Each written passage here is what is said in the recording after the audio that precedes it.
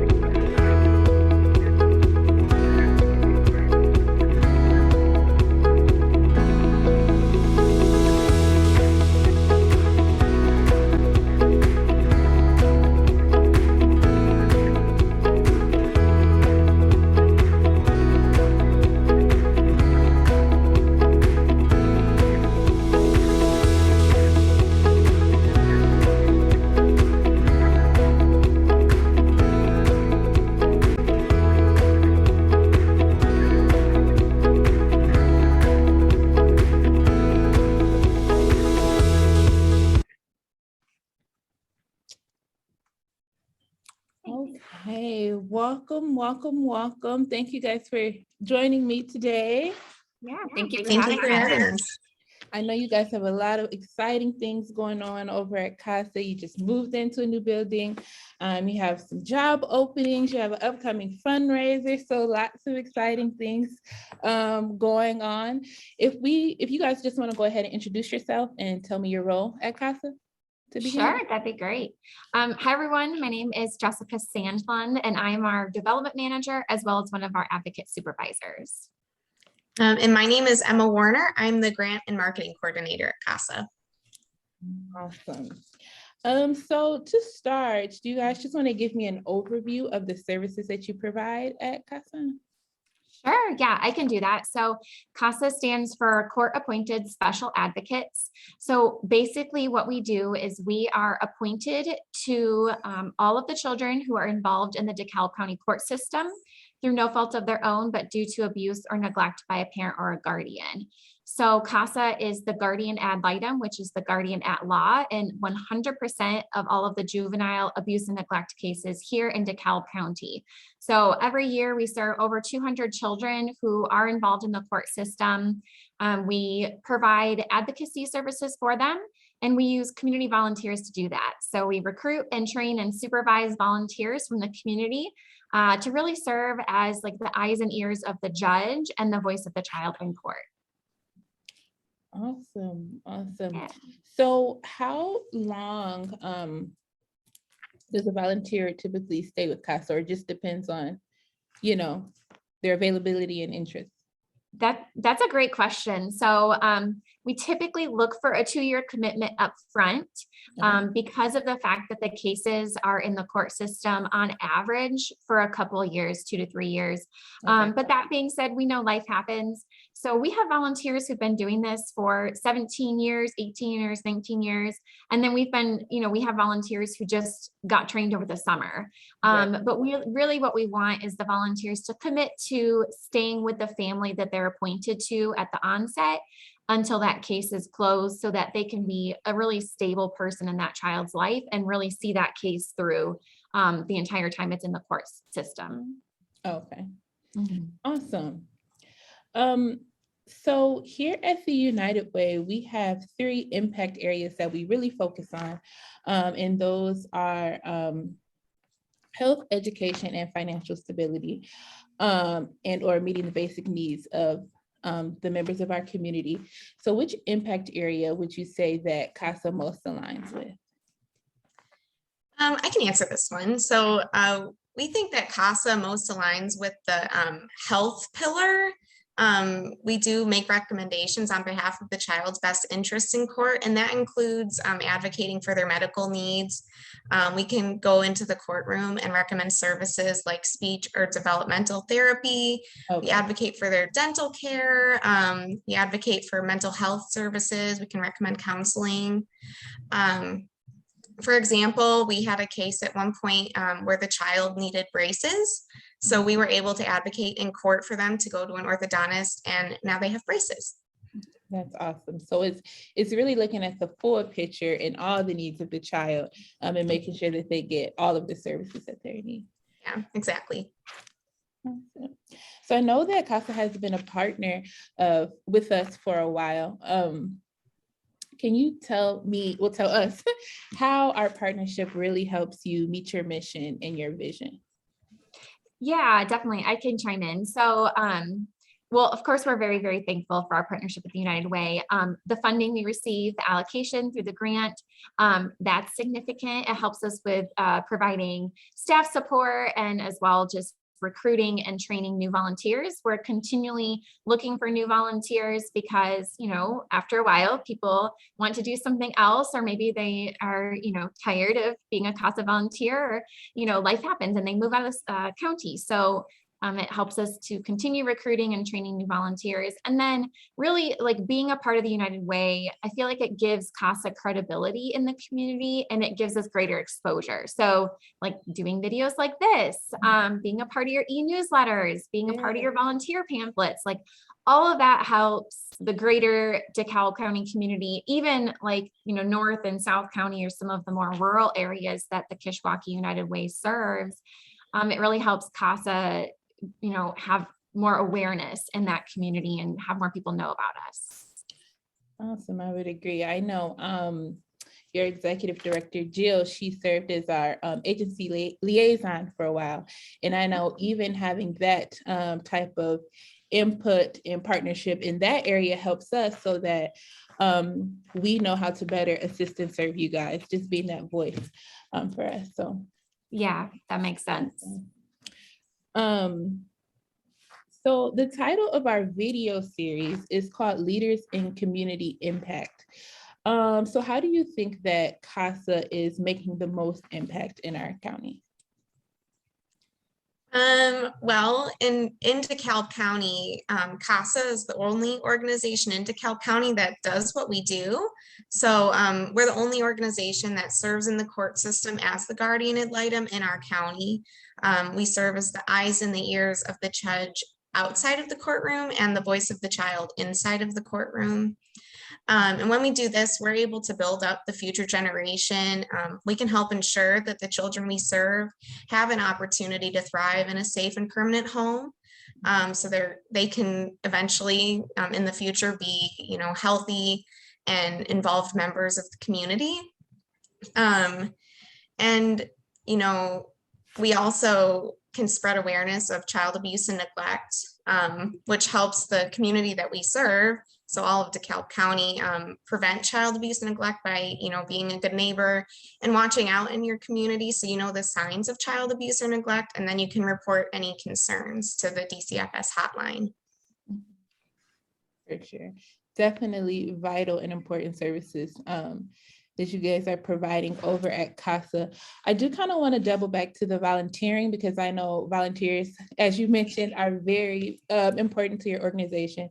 And it's something that we here at the United Way, we value as well. So if one of you just want to kind of walk through the volunteer process and how often you guys offer training and those types of things. Sure. Yeah. So you can apply at any time. So it's not like we have open application periods. We always have our application on our website, which is casadekalb.org. So if you're ever interested, please go ahead and apply. That's kind of the first step. That being said, if you have questions, you can call us, you can email us, you can reach out, over Facebook Messenger or whatever, and we'll answer any questions that you might have before you apply.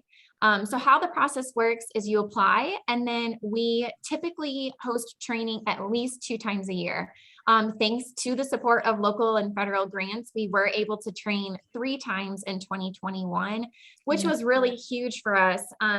We saw a huge impact or a huge increase, in the number of children entering the court system at the beginning of 2021 compared to 2020. So when COVID hit and, March 2020 happened, really things shut down. And like Emma was talking about, being a good neighbor, reporting child abuse and neglect, there was a period of time we were hardly getting any new cases and new children coming into the court system. So as the state has started reopening at the start of 2021, for the first, chunk of the year, we saw a 140% increase compared to 2020 in the number of children coming into the court system. So, on one hand, it's good that these children are being seen and heard, and these things are coming to the attention of the court. On the other hand, it's really sad that, all of these children need the help, but we do provide it to them. So because of the need, we went ahead and added a summer training, which was great. So all that to say, we train at least 2 times a year, but most likely in 2022, we're going to try to do 3 trainings again. And so you apply, we reach out to you. We interview all of our volunteers. That's part of just the standard national CASA protocol. It's informal. We just get to know people better, make sure it's the right fit. And then it is a 30-hour training. So they go through a 30-hour training. You go through a background check process. You can observe court so that you kind of know what court looks like and what your role will be in the court system. And then we swear you in and you get assigned to your first case. So volunteering, we have all different types of volunteers, and that's what we want. We want diverse volunteers. We want volunteers from any background or walk of life. So you don't have to have training in child abuse. You don't have to have training in education. We teach you what you need to know. Really what we're looking for are people who are, passionate, have a heart for children. And then, like I said, are willing to make the commitment that once they're assigned to a family, they'll stay with that family through as best as they can through the court process. So yeah, we say it might sound, oh, sorry, Jess. That's okay. Go ahead.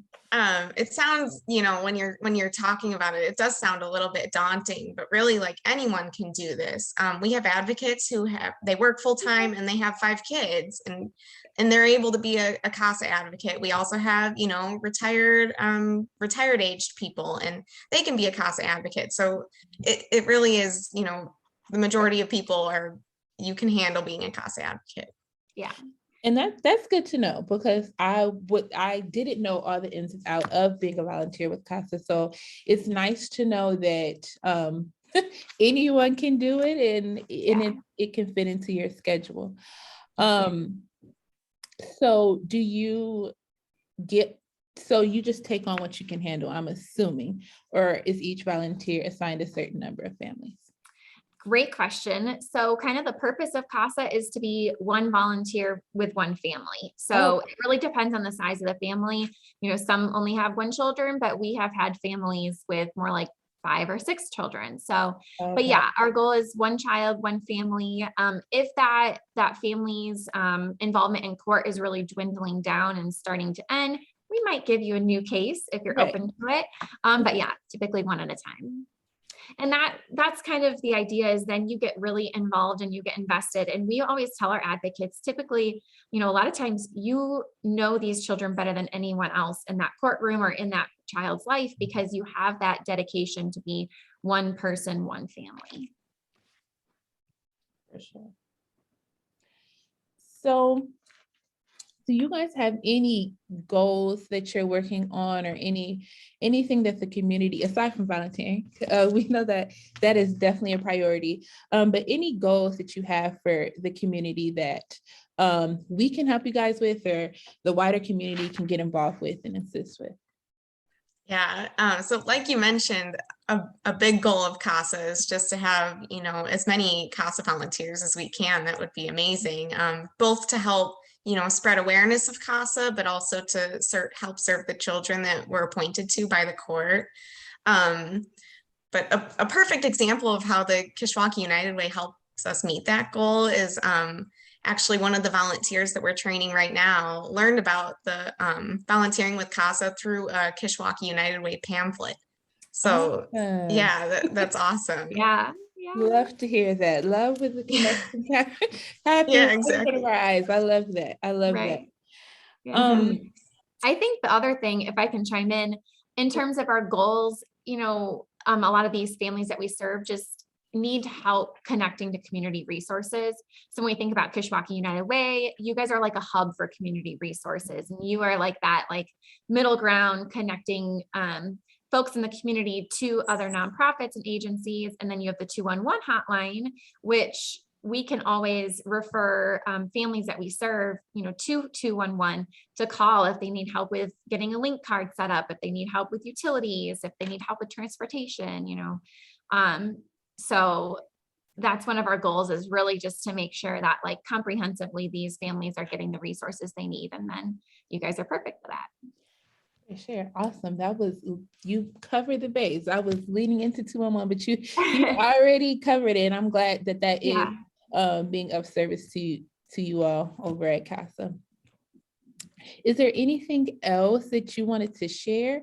That kind of wraps it up for what I wanted to ask, but if there's anything else that you wanted to share about CASA or anything you guys have going on? I would just give a little plug, I guess. December is a really busy month for us. So we're participating in Giving Tuesday. I guess it's still November. It's November 30th. Right. But then December 3rd, that week, we have our Whiskey, Wine, and Cheese fundraising event. So it's open to the public. There's no tickets. It's just donations are accepted at the door. And it's from 5 to 8 p.m. And you can find the address on our website, casadekalb.org.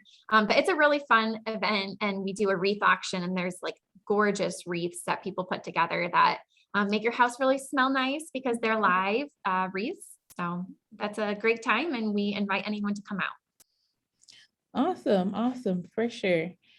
Well, I thank you for sitting down with me and going over CASA and the awesome services that you provide, and how your partnership with United Way really helps you meet your mission and goals for the community. And I look forward to connecting with you more soon. Okay. And good luck to you guys at your fundraiser on Thursday as well. Yes, teasers and tasters. We're super excited. This Thursday at the Egyptian Theater. That's awesome. Awesome. We'll talk soon. Yeah, thank you so much. Thank you. Bye-bye. Bye.